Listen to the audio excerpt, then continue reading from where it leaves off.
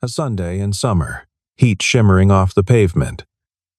The kind of afternoon that makes everything feel slow and golden and just slightly too bright. Caleb Merritt was holding 2 ice cream cones and losing a negotiation with a 7-year-old. The sprinkles are the best part, his daughter insisted, standing on the bench beside him with the absolute authority of someone who has never once been wrong about dessert. You're getting sprinkles, he said. You already got sprinkles. More sprinkles. Across the plaza, a woman's voice cracked. Not loud, barely above the ambient noise of the crowd, but something about the pitch made Caleb look up. She was standing maybe 30 feet away. Dark hair, simple dress. The man in front of her was speaking with his hands, gesturing wide, the way people do when they're performing for an audience and not actually talking to the person in front of them. Bah, his daughter said, the old habit. Slipping out, the word she still used sometimes when she forgot to be American. Why is that lady crying? Caleb didn't answer right away. He watched the man lean in closer, watched the woman press her lips together. He set down the ice cream.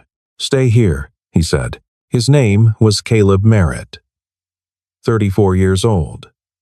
5'11" on a good morning. Hands that had been useful in several different careers, none of which he talked about much. Right now, officially, he was a mechanic at Harlow Auto on the east side of the city. Good work, honest work, the kind where you knew exactly what you'd fixed at the end of the day and nobody argued about whether you'd done it right. His daughter was Nora, 7 years old, opinionated about sprinkles, currently sitting on a plaza bench in Riverside Market District holding 2 rapidly melting ice cream cones with the stoic patience of someone who had been raised to handle inconvenience without complaint. That was mostly his doing. Nora had learned early that her father was the kind of man who noticed things and then acted on what he noticed. And that meant sometimes you held the ice cream while he went and did something. She didn't mind. She had learned it meant he was being good. Caleb had been a single father for 4 years. Nora's mother, Claire, had left when Nora was 3, not dramatically, not after a great fight, just quietly and then completely, the way some people exit when they realize they've been cast in a life that doesn't fit them. He didn't hate Claire for it. Hating took energy he didn't have. What he had was Nora, a 2-bedroom apartment on Delancey Street, a job with decent hours and a boss who didn't ask questions when he needed to leave early for a school thing. And Sundays were theirs, no exceptions, every week, wherever they wanted to go. Today had been Nora's pick. Riverside Market, because they had the ice cream cart with the real sugar cones and also a man who did balloon animals, and Nora had been planning this specific Sunday for 11 days. They'd gotten the ice cream. They'd gotten a balloon poodle that Nora had named Margaret. Everything had been going exactly right. And then Caleb had looked up across the plaza. The woman's name was Vivian Hartwell. He didn't know that yet. What he knew was what he could see. A woman in her early 30s, dressed simply in a pale linen dress that probably cost more than his monthly grocery budget but didn't look it, holding a small canvas bag against her side, the way people hold things when they need something to grip, and a man standing too close to her, talking too loud. The man was handsome in the specific way that required maintenance. Good suit, hair that had been arranged rather than simply cut. He was pointing at her as he spoke, and the crowd around them was doing that thing crowds do, pretending not to watch while watching. Don't even know why I'm surprised, the man was saying. You've always been like this? Ice, completely unreachable. You wonder why people leave you? Vivienne said something quiet. Caleb couldn't hear it. No, the man said, louder now, leaning in. You don't get to do the quiet thing right now. I'm talking to you. In front of all these people, I'm telling you you are cold, Vivienne. You are empty, and whoever comes after me is going to find that out the same way I did. Her jaw was tight. Her eyes were bright, with something that wasn't quite tears, but was working in that direction. She didn't say anything, and the crowd kept not watching. Caleb had spent years, more years than he talked about, in situations where the calculation was, do I act or do I not act? He had learned, in those years, that most people default to inaction, because action has costs, and inaction feels safer. He had also learned that inaction has costs too. They're just harder to see in the moment. He crossed the plaza in 8 steps. The man's name, Caleb would later learn, was Preston Alt. He came from old money, not the subtle, understated kind, but the loud, renovated kind. The kind that needed to be reminded of itself regularly. He'd grown up in Fairmont Hills and had spent the better part of his adult life leveraging one family connection to the next, building a career that was mostly about being in the right rooms rather than being useful in them. He and Vivian had dated for 8 months.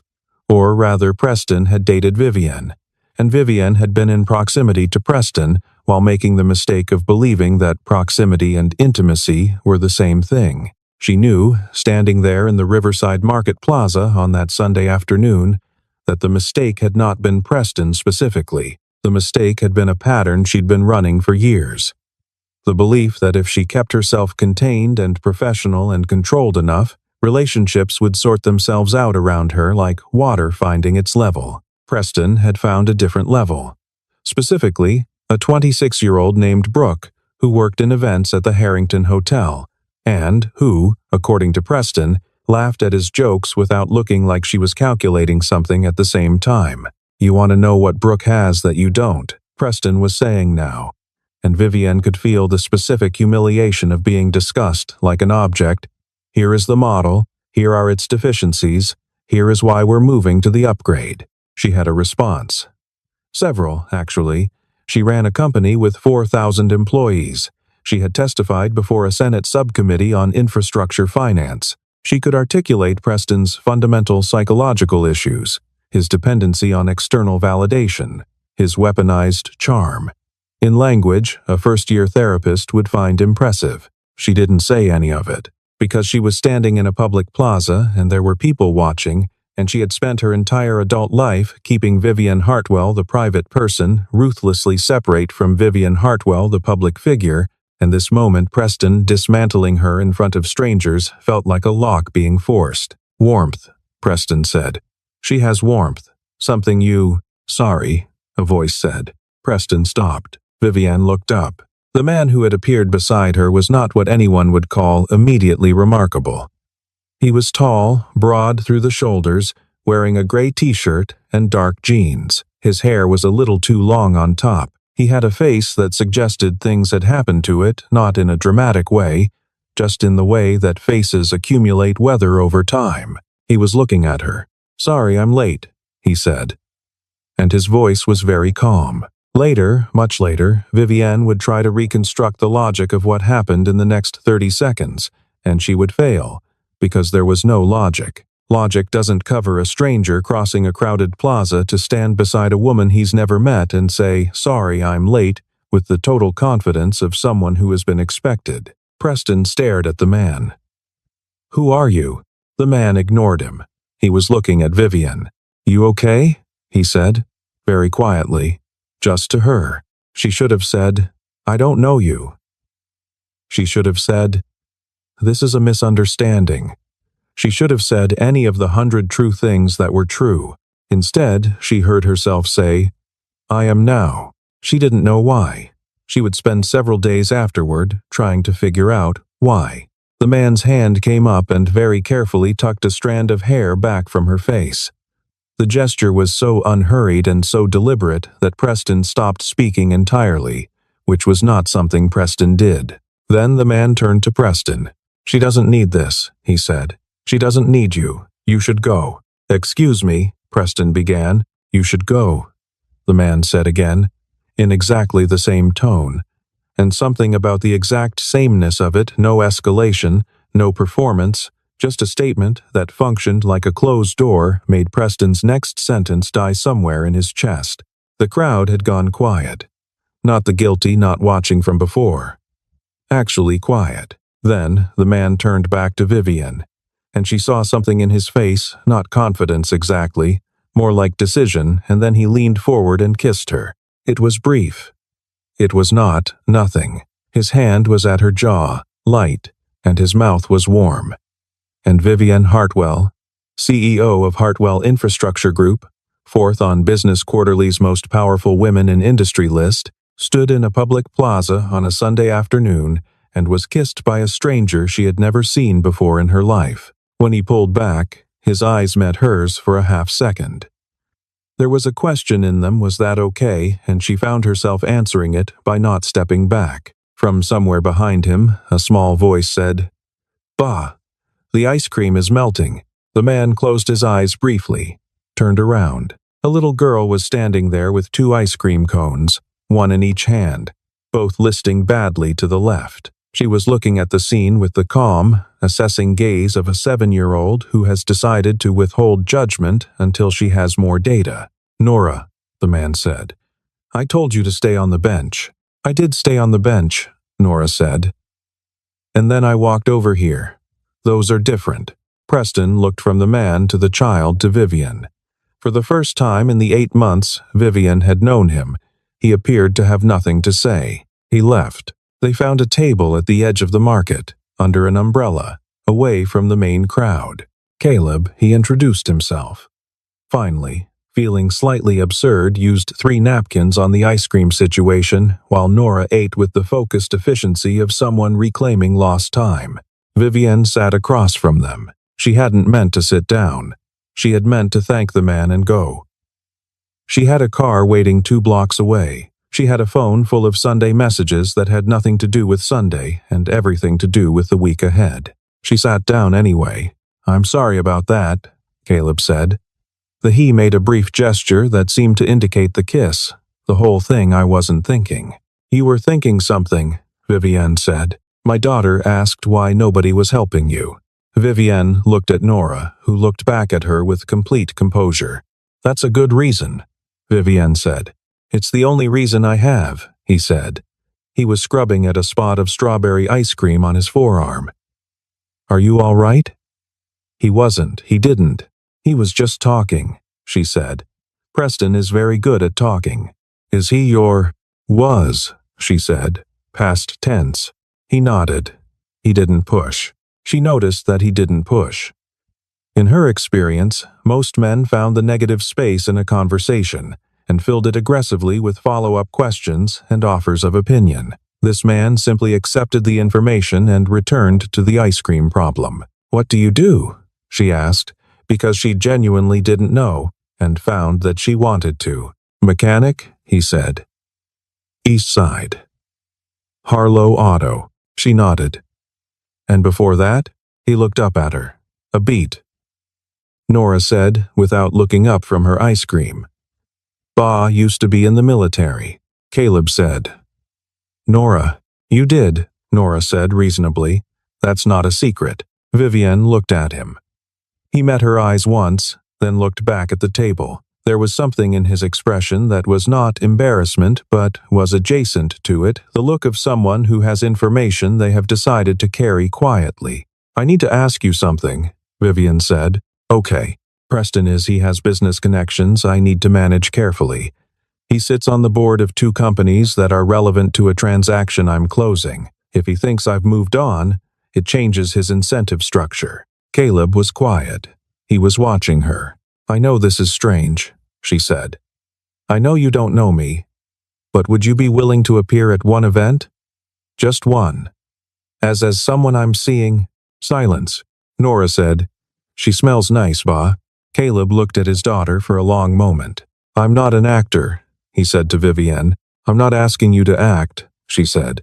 "I'm asking you to show up." He rubbed his jaw, looked at Nora, looked back at Vivian. "One event," he said finally. "One," she agreed. She reached into her canvas bag and produced a card, matte black, minimalist, just a name and a number. She slid it across the table. He picked it up, looked at it. For the first time, his expression shifted into something that wasn't quite readable. "Hartwell Infrastructure Group," he said. "You're Vivian Hartwell." "I am." A pause. "Okay," he said, and he put the card in his pocket. He looked her up on his phone in the Harlow Auto parking lot the following Monday morning before his shift. Vivian Hartwell, 33. CEO and majority shareholder of Hartwell Infrastructure Group, a privately held infrastructure and logistics company with operations in 14 states, net worth estimated at $2.1 billion. Named to Business Quarterly's Most Powerful Women in Industry list for the third consecutive year. Notoriously private. Rarely photographed. No confirmed relationships on record. He put his phone in his pocket. He stood in the parking lot for another minute. He was a mechanic who lived in a 2-bedroom apartment on Delancey Street. He drove a 9-year-old truck. His most valuable possession was a tool set his grandfather had left him, which was worth maybe $800 if you found the right buyer. He had kissed a billionaire in a plaza and agreed to pretend to be her boyfriend. He went to work. She called him Thursday. "The event is Saturday," she said, without preamble. "A dinner. Industry people. Preston will be there with his associates." "Okay," he said. "You'll need," she hesitated. "There's a dress code." "I have a suit," he said. A pause. "Of course. What time?" She gave him the details. He wrote them on the back of a receipt he found in his truck's cup holder. He didn't tell her that he'd had to arrange for Mrs. Paulson next door to stay with Nora, which Mrs. Paulson had been happy to do, but which had involved a 20-minute conversation about whether Nora was eating enough vegetables, which Caleb was not equipped to have on a Thursday evening. He didn't tell her any of that because it wasn't relevant. He showed up Saturday at 7:15, parking his truck 2 blocks from the Meridian Club because the valet situation made him uncomfortable. He walked in through the main entrance. A woman in a black dress was waiting near the lobby, young, professional, watching the door. "Mr. Merritt?" she said. "Miss Hartwell is upstairs." "I'm Dana, her assistant. I'll take you up." The elevator was glass.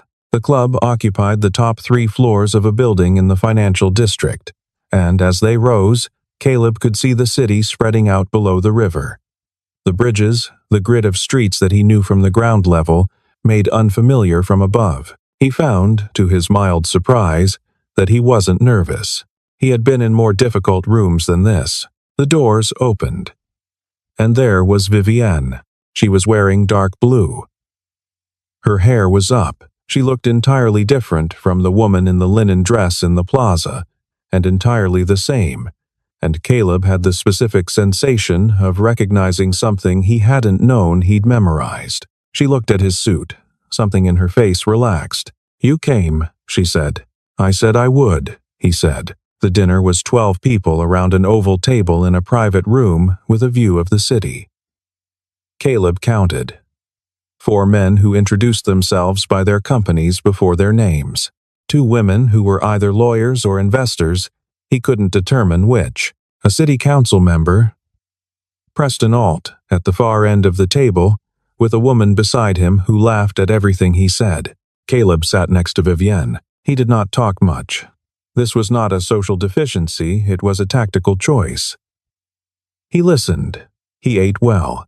He asked the city council member a specific question about the new port expansion project that the man clearly hadn't expected from someone at this table, and they had a brief, genuine conversation about it, and then Caleb returned to listening. He watched the room. He watched the way Vivienne moved through the dinner, the specific precision of her social operation, the way she directed conversation without appearing to, the way she kept 2 separate tracks running simultaneously, one visible, warm, engaged, and one interior, calculating, strategic. He recognized it. He'd operated the same way himself, in different rooms, for different reasons, for years. After dessert, when the room had rearranged itself into small clusters, Preston appeared at Caleb's elbow. "Interesting choice," Preston said, smiling. The smile didn't reach his eyes. "She goes from me to, what is it you do exactly?" "Mechanic," Caleb said. "Right." The smile held. "And how did you 2 meet?" "A plaza," Caleb said. "On a Sunday." Preston looked at him for a long moment. Caleb looked back. He'd been looked at by more intimidating people than Preston Alt, and none of them had managed to move him. "She's complicated," Preston said, lowering his voice. "You should know that.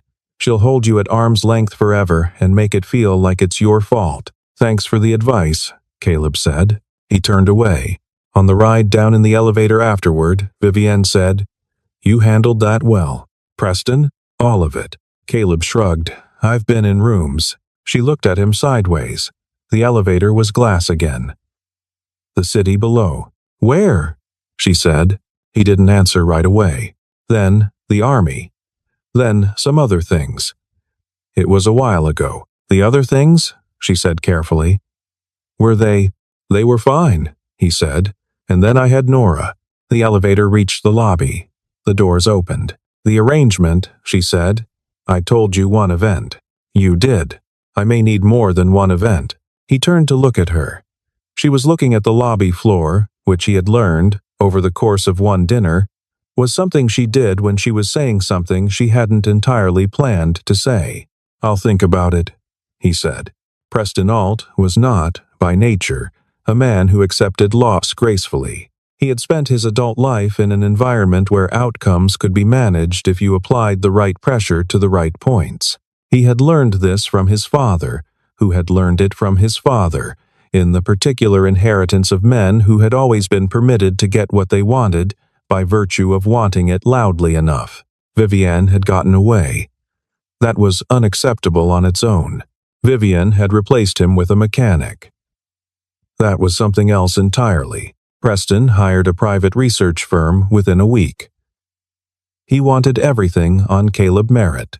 Employment history, financial situation, background, relationships, everything. He wasn't specific about what he intended to do with it. He would know when he saw it. The report came back 14 days later. Most of it was unremarkable. Merritt, Caleb James. Born in Harrisburg. Army service, 8 years. The file was partially redacted in ways that the research firm flagged as unusual. After his discharge, several years of employment history that was thin in the civilian record but dense in the gaps. Single father. The daughter's mother was not in the picture. Currently working at Harlow Auto, East Side. Income modest. Apartment on Delancey Street. No criminal record. No debt beyond standard. The redacted portions of the military file bothered Preston. He had paid for a thorough report. Redactions were not thorough. He called the firm back. What's behind the redactions? We don't know, the contact said. That level of classification on a discharge record usually means federal contractor work after separation. Sometimes protection detail, sometimes other things. Other things, Preston repeated. We can keep looking, but keep looking, Preston said. In the meantime, he called 2 people on Harlow Auto's supply chain. Just to have a conversation. Just to mention, in the way Preston mentioned things, that he'd heard some concerns about quality control. That a friend of his had had an experience. That it might be worth reconsidering the relationship. He also placed a call to a contact at City Business Weekly who owed him a favor. Single father dating Hartwell Infrastructure CEO. Worth a story. The angle. Is she serious, or is this a PR move? The contact said he'd look into it. Preston poured himself a drink and waited. Caleb found out about the supply chain interference on a Wednesday. Dale Harlow, who owned the shop and had for 20 years, and was the kind of man who expressed concern by going very quiet, called him into the office at the end of his shift. Merritt, Dale said. I need to tell you something, and I need you to not make it a bigger thing than it is. Caleb sat down. I had 2 calls this week from suppliers, people I've worked with for years. Both of them mentioned some concerns had been raised. About us. Dale paused. About specifically your area of work. Caleb was quiet. I know it's not true, Dale said immediately. I've watched you work. I'm not questioning that. Caleb nodded slowly. I know who it is. Dale looked at him. You want to tell me? Not yet, Caleb said. Give me a few days. He called Vivienne that evening from the parking lot behind the apartment building, sitting on the tailgate of his truck while Nora did homework upstairs with Mrs. Paulson. He's going after your reputation through me, he said. Supply chain pressure. Silence on her end. Vivienne. I heard you, she said. Her voice was controlled. I'm thinking, the press thing isn't a problem if we get ahead of it, he said. The supply chain thing is going to hurt Dale, and that's not acceptable. I can make calls. No, he said. I don't want you to make calls on my behalf. That's not what this is. A pause. Then what do you want to do? She said. I want to know how much you know about Preston's business relationships. The two boards he sits on. Another pause. Why? Because I'd like to know if he's as clean as he pretends to be. Vivian's legal team took 11 days. What they found because Vivienne knew where to look, not because she had been looking for it before, but because she understood the infrastructure of financial relationships in ways that most people in Preston's world didn't, because they assumed she was primarily a woman and secondarily a business person, when the order was actually the reverse. Preston Alt's consulting firm had received 3 payments from a logistics company called Meridian Transit Partners over the preceding 2 years. MTP was, on paper, a straightforward regional freight operation. Beneath the paper, it was structured in a way that allowed it to bid preferentially on contracts where Preston held board influence not quite illegal, depending on interpretation, but the kind of thing that became very illegal very quickly when examined by the right people. She called Caleb. I have something, she said. He came to her office for the first time. He took the elevator to the 42nd floor. He sat across from her at her conference table, and she walked him through the documents, and he listened the way she had already learned he listened, absolutely still, completely present, tracking everything. When she finished, he said, Can I ask you something? Why haven't you used this before? She looked at him. Because I didn't have a reason to look. Preston was an annoyance. He wasn't a threat. A pause until he made himself one. Caleb nodded slowly. He was looking at the documents, not at her. There's something I should tell you, he said. Okay. He looked up. The redacted portions of my service record, the firm that dug into my background, would have hit those. She kept her expression neutral. I'm aware. I spent 4 years after the Army on federal protection detail. Private sector contract, federal clients.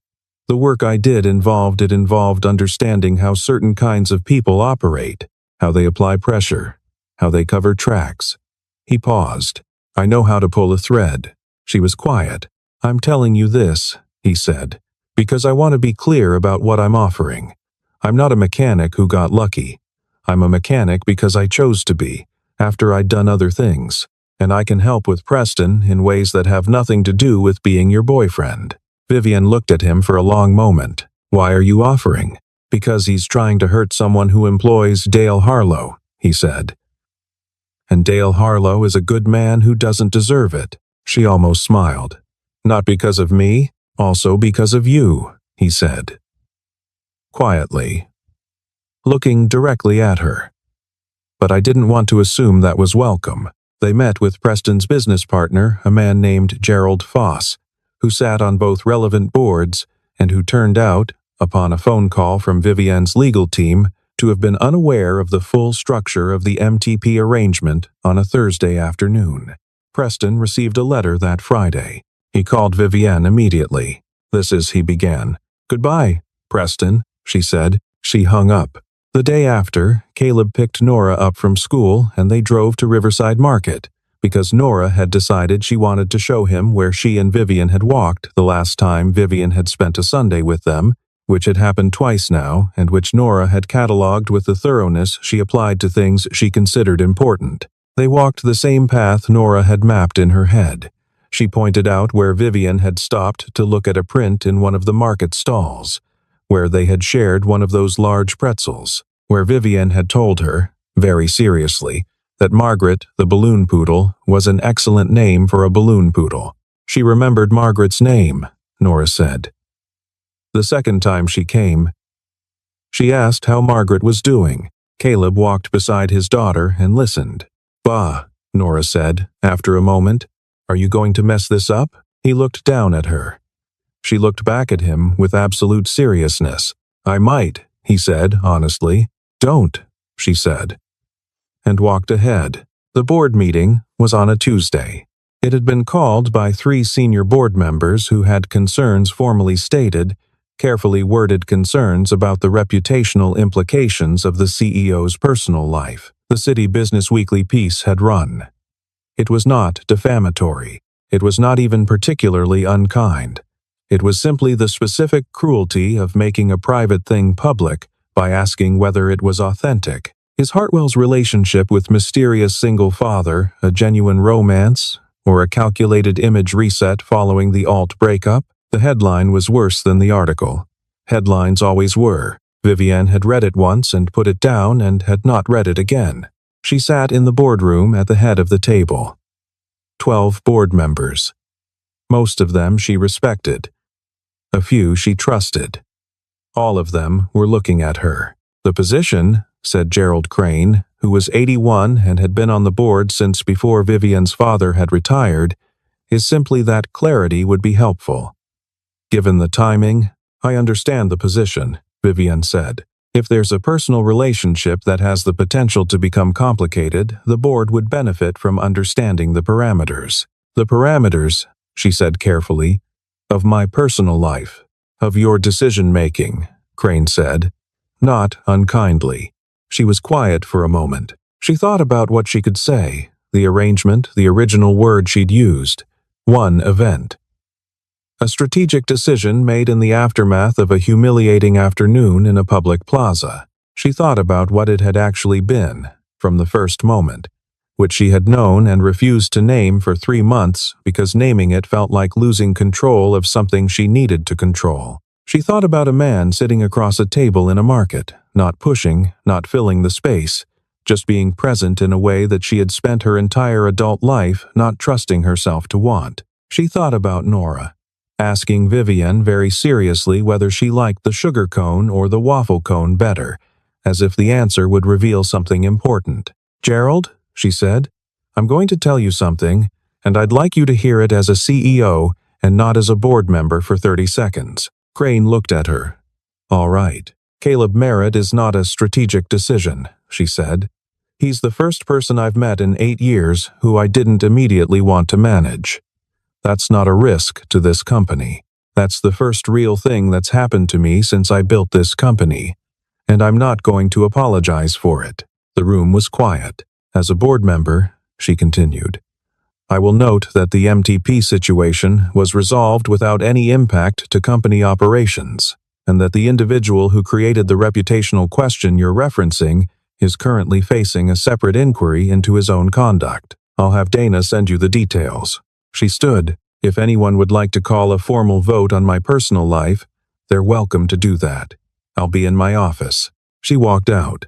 Caleb was in the lobby when she came down. She stopped. He was sitting in one of the chairs by the window, in his work clothes, gray t-shirt, jeans, hands folded because he had come from Harlow Auto on his lunch break, which she had not asked him to do. He stood when he saw her face. How did it go? He said. I walked out of a board meeting, she said. Okay. I may have made some decisions that are going to require follow-up conversations.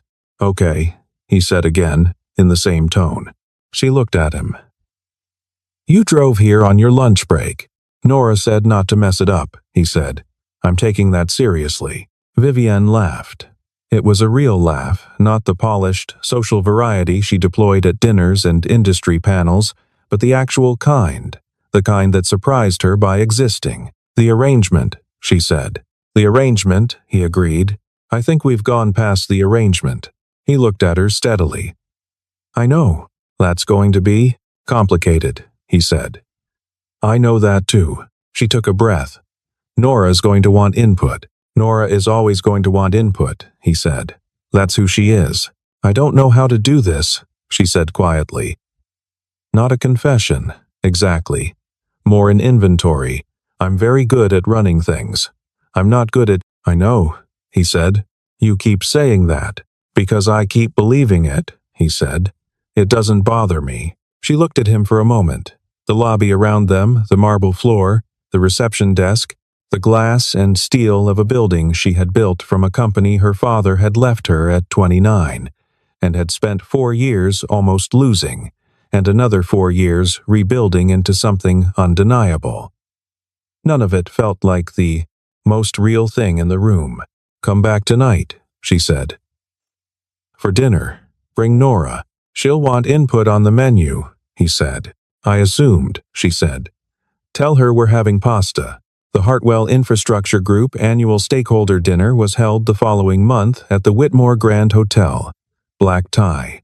400 guests, industry figures, city officials, long-term partners, the kind of event that got covered not for the food or the speeches, but because of who attended and what they wore and who they were seen talking to. Vivian had attended this dinner every year for the past 9 years. She had delivered the same essential speech in different versions: results, vision, confidence, forward motion. She had done it perfectly each time, because she did most things perfectly. This year, she would do one thing differently. She arrived with Caleb, not quietly, not managing the moment. She walked in through the main entrance with him, and she did not let go of his arm. And she spoke to no one on the way to their table, and looked at no one who was watching with any particular expression, because she had decided somewhere between the boardroom and the lobby and a Tuesday dinner where Nora had strongly advocated for the addition of garlic bread, that the specific performance of indifference was no longer a mode she had energy for. The room noticed. Rooms always noticed Vivian Hartwell, and they noticed this more. Dana, seated 2 tables over, appeared to relax slightly for the first time in 3 months. Preston Alt was not in attendance. He had declined his invitation, which had been a formality, which Dana had sent because Vivian believed in formalities even when she wasn't required. At the appropriate point in the evening, Vivian stood and delivered her speech. Results, vision, confidence, forward motion. She did it the way she always did it, precisely, without waste, with the specific authority of someone who knows the difference between performance and presence and has chosen the latter. Then she paused. A pause she hadn't planned. Or had planned only in the way that you plan things by living your way toward them without quite knowing you're doing it. "I want to say one additional thing," she said, "which is not in my prepared remarks." The room was very quiet. 400 people who were very good at reading rooms were reading this one intently. "I spent a long time believing that the most important version of this company was the one I ran when I was only the CEO," she said. "That the best way to protect something is to hold it completely alone. That the risk of letting things and people in was always greater than the benefit." A pause. "I've had occasion, recently, to revise that position." She looked at Caleb. He was looking back at her from across the table with the particular expression she had come to understand was his version of being moved still and very present, and not looking away. "The person who taught me that," she said, "did it by crossing a plaza on a Sunday because a 7-year-old told him someone needed help." A small sound went through the room, not quite laughter. "Warmer than that. I'm grateful for that," she said. "And I wanted to say so publicly, because I've kept too many things private for too long and I'm finding that very exhausting." She sat down. Caleb, beside her, said nothing. He reached over and put his hand over hers on the table, and she turned her hand over and laced her fingers through his, and they left it that way through the rest of the evening. Afterward, late, standing outside the Whitmore Grand while the last cars were pulling away and the city was cooling into its nighttime version of itself, Caleb said, "The speech. I know," she said. "That was." "Don't," she said. "I was going to say true," he said. "I was going to say it was the most true thing I've heard someone say in a room like that." She looked at him. "Nora's with Mrs. Paulson," he said. "I know. I'd like to take a walk," he said. "If you want." "Where?" He thought about it. "Riverside Market is closed." "But the plaza's open." She laughed again, the real kind, and they walked. The plaza at midnight was empty and lit from below, the fountains still running, the sound of the city present but distant. It looked nothing like it had on a Sunday afternoon in summer, and exactly like itself. They stood where the moment had happened, more or less.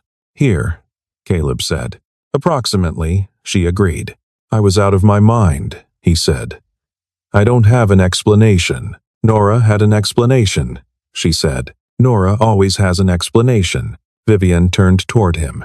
She had stopped trying to manage the progression of this, what it was, where it was going, what the parameters were, whether the risk calculation justified it. She had run the numbers and found that there were no numbers, and that the absence of numbers was not a deficit but the specific quality of the thing. The first time, she said.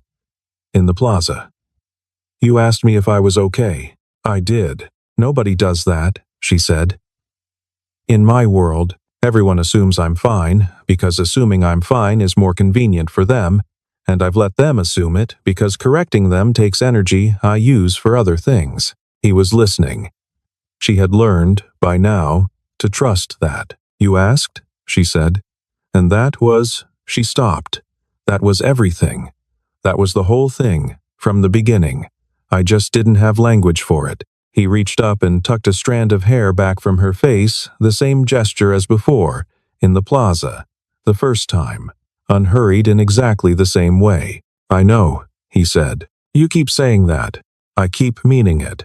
And then, because it was the right moment, and they both knew it was the right moment, he kissed her again, not briefly this time, not for an audience, not for an ex-boyfriend who needed to be convinced of something, but for themselves, in an empty plaza in the middle of the night with the city doing its patient, ordinary work around them. When they pulled back, Vivienne said, Nora is going to need to be consulted. She's been consulting, he said.